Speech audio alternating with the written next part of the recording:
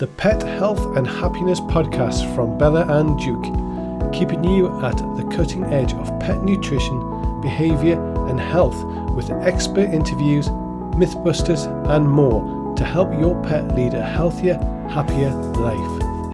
Hi everybody and welcome to this week's episode. My name's Rowan Sanderson and I'm the CNO, Chief Nutritional Officer here at Bella+Duke, and this episode we are speaking to the eminent Mark Scott, our CEO, about why your vet should be recommending raw food and why we're seeing such great results on it. Mark, how are you doing today? I'm very good, fella. How are you doing?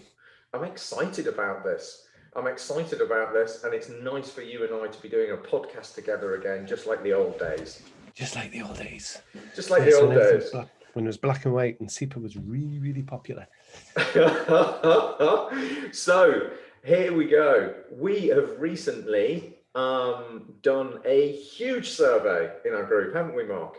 Yeah, it's massive. I think it's probably the biggest in the UK. Yeah.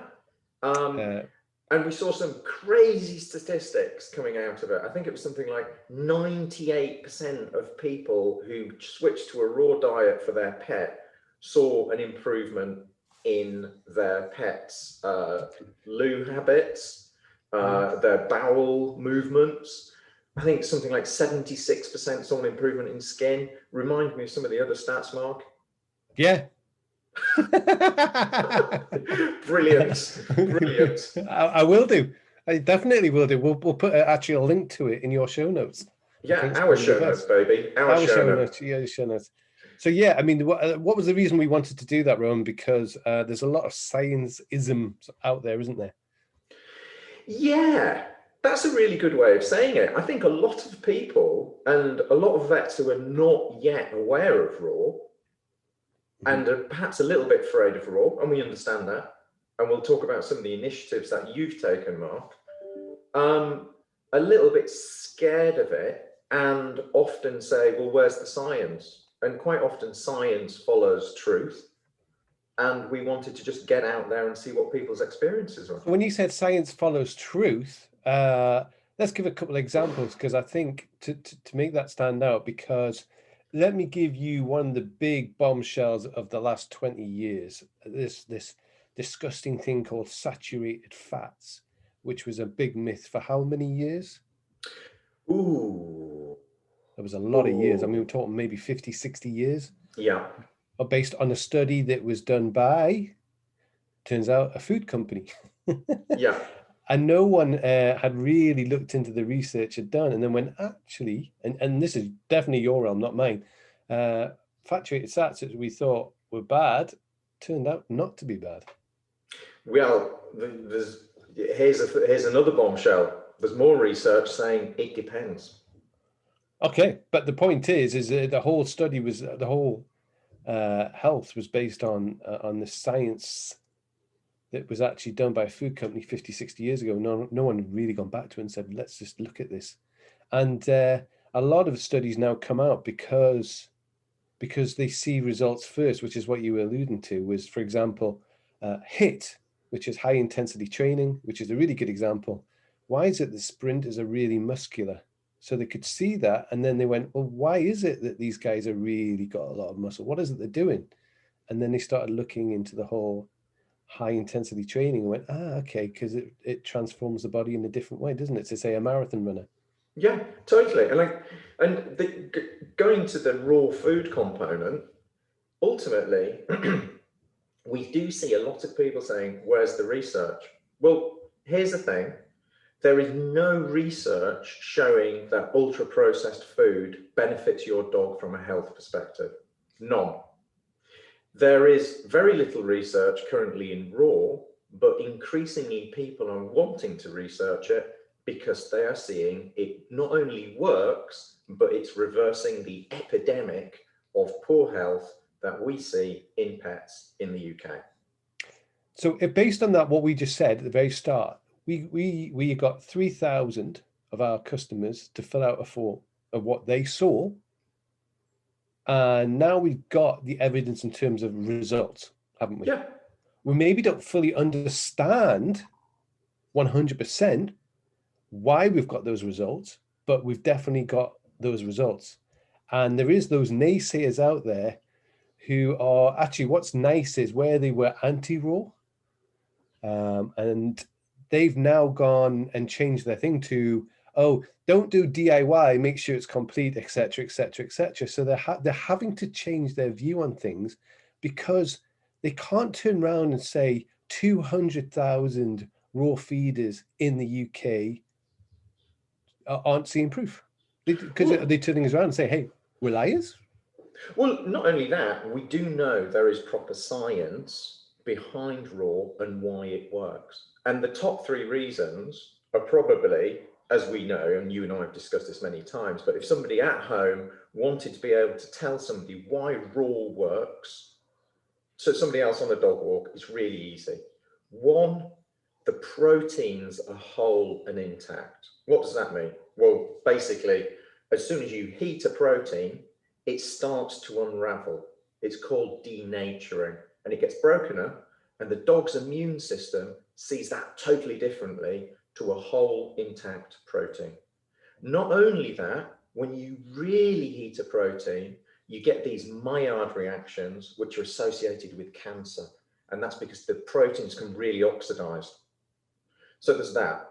And I saw one comment about fats. Somebody said, yeah, of course the coat's glossier. It's because the fat's in the diet. Yes and no. It's because the fats are raw. Because when you heat fats, they become oxidized.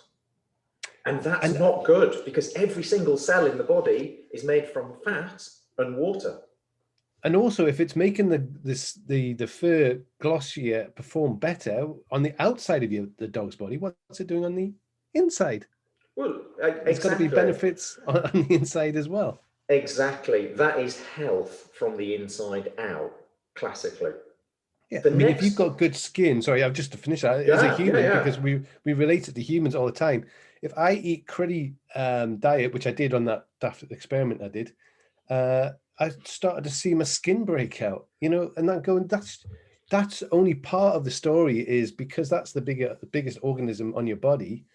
If your body's trying to detox stuff all the time, it's going to come through the skin, and it's detoxifying what is it the actual body's trying to detoxify? Well, to be honest, even if it's not detoxification, it could be inflammation. And here's the thing, if you're eating ultra processed food, what happens is those carbohydrates and grains in it, the grains particularly, they create something called intestinal permeability, which means all the good bacteria and the bad bacteria in the gut go around the body, and they're wrapped up in something called LPS. And that creates massive inflammation. And here's the thing, in the human world, skin issues, dermatitis, are 100% correlated with intestinal permeability.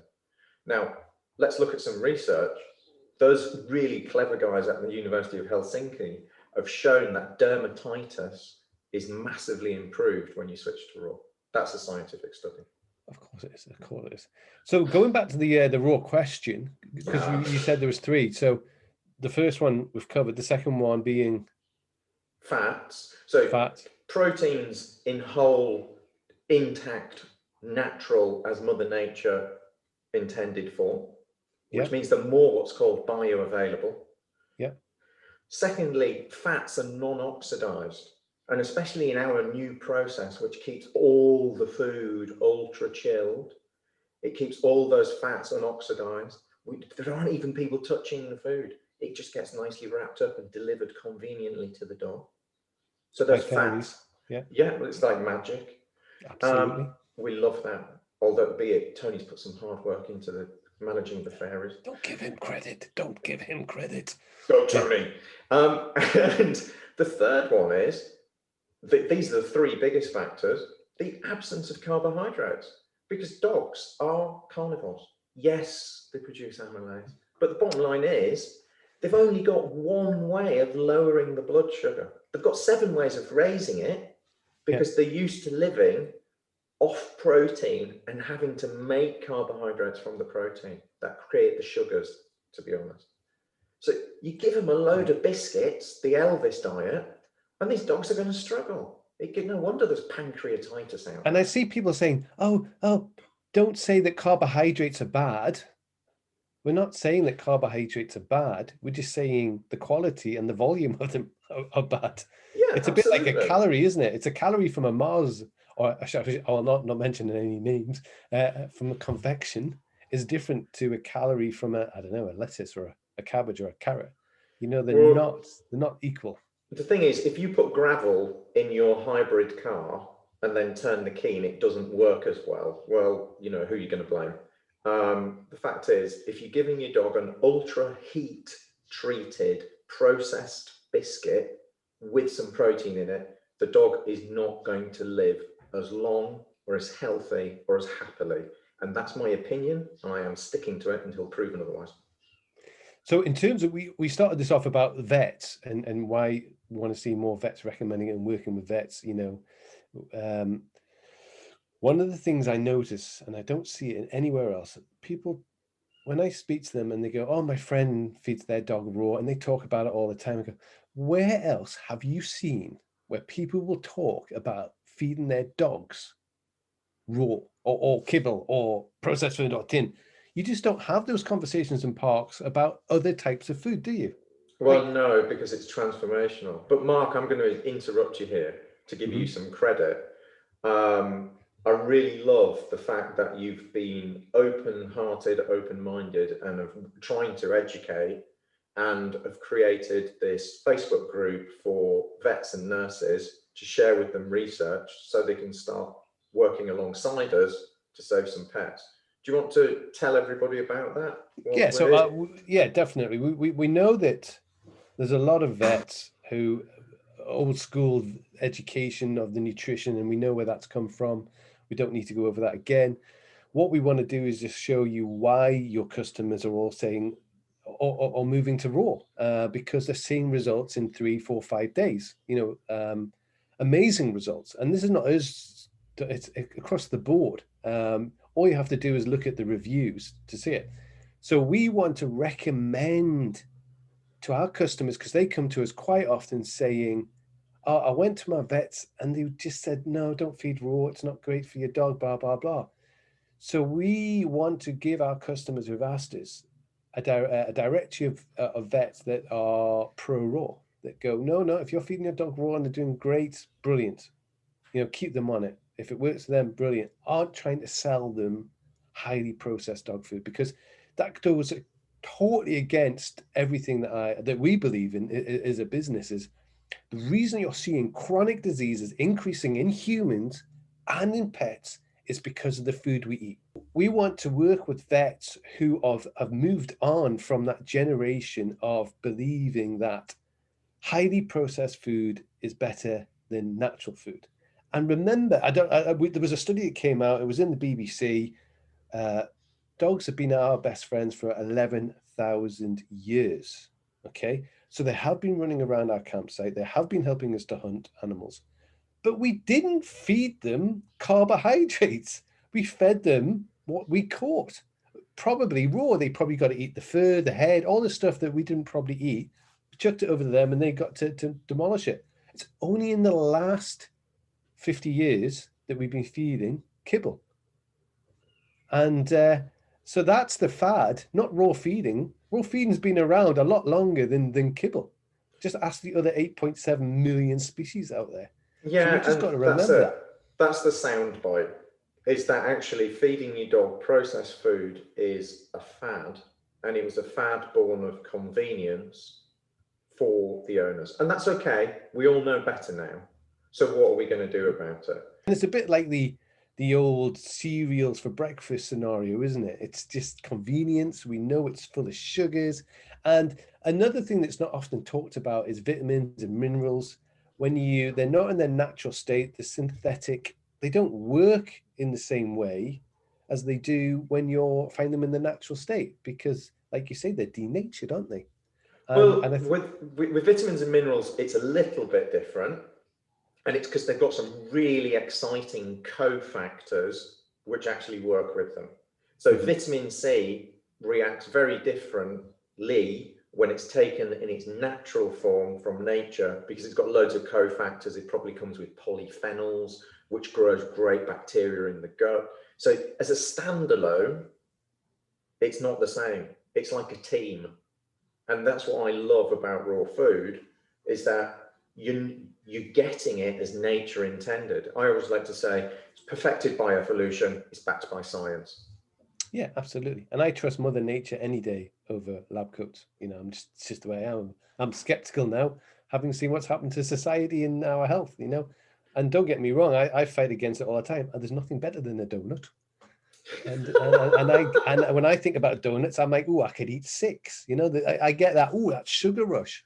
Well, our cats and dogs are the same. If we're giving them those sort of rushes, of course they're going to ask them. Of course they're going to want that salt. Of course they're going to want that thing, because they're no different to us. Well, So anyway, this is going back to that, if you're a vet out there and you want to come and join the revolution, well, it's not really a revolution. It's just going back to nature.